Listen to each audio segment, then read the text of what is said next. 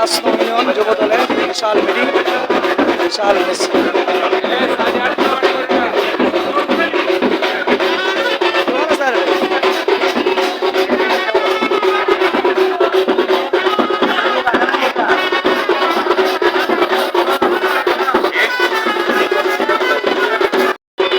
আমাদের মধ্যে উপস্থিত হয়েছেন